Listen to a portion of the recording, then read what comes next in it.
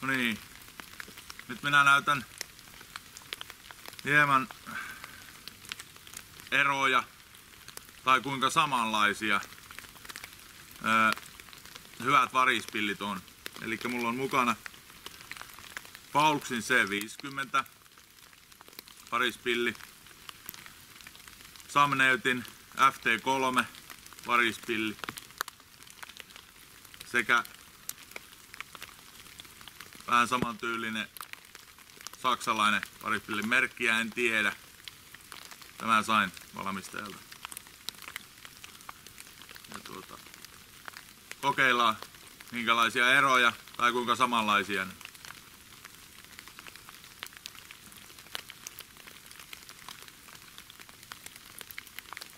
Lähdetään Pauluksin C50. Ja puhallustekniikka on kaikissa sama, mitä käytän.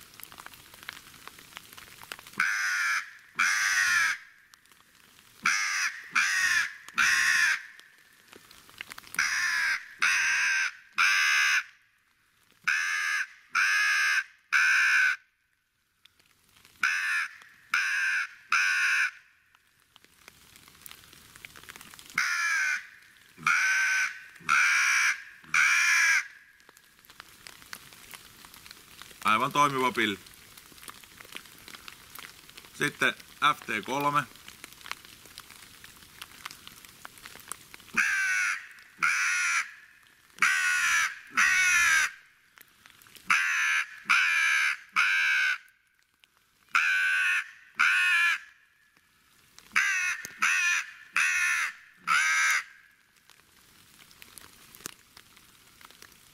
Ja sitten saksalainen pilli.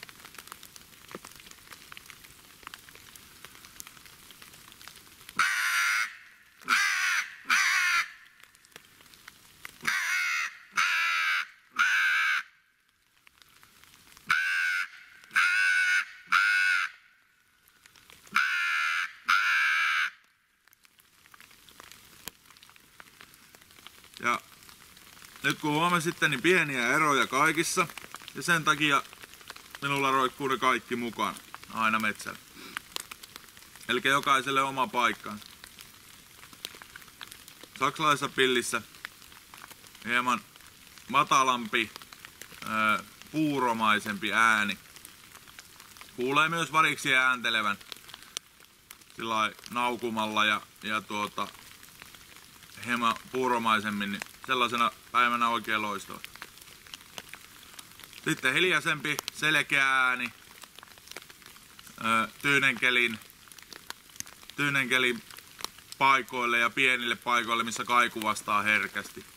Niin Pauluksin C50 toimii kelissä kuin kelissä, mutta etäisyydet vaihtelee sitten, että mihinkä se kuuluu. Ei ole kovimmasta päästä näistä pilleistä tuo ääni. Ja kaikista kovin ääni on FT3, mutta erot on loppuviimein näissä kolmessa pillissä niin pienet, että kaikki toimii joka kerta kun lähtee pyyntiin. Ja ei ole väliä minkä pilli omistaa. Että ominaisuuksia Pauluksi on kokonaan puusta ja se aiheuttaa tällaisena kun nytkin on märkä keli, niin jos koko päivän puhaltaa pilliä ja muutenkin kastelee sitä, niin turpoa ei välttämättä toimi. Nämä missä on muovi-insertit, niin toimii varmemmin koko päivän ja saa puhallettua kuivaksi, ei tarvitse saada mihinkään kuivaan sitä sisälle kuivamaan. Näillä mennään tämä kausi. Kiitos.